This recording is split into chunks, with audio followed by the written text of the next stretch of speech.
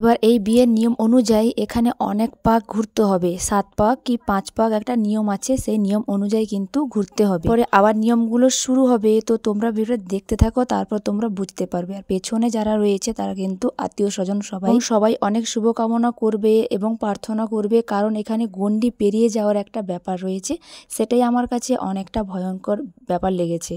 তারপর আর কোনো বিষয় সেরকম ভয়ঙ্কর নেই। আর আমার ভাই সেখানে দাঁড়িয়ে আছে, তোমরা নোটিস করেছো কিনা আমি দেখতে পাচ্ছি না, তো সেখানে ভাই দাঁড়িয়ে আছে।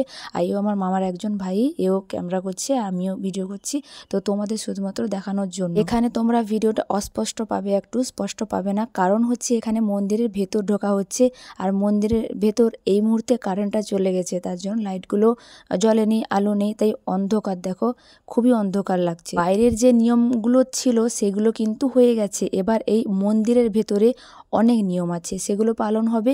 কিন্তু একটা জিনিস তোমরা নোটিস করেছো কিনা আমি জানি না, মামা কিন্তু ভাইকে এখনো ছাড়েনি, মামা কিন্তু ভাইয়ের সঙ্গেই থাকবে।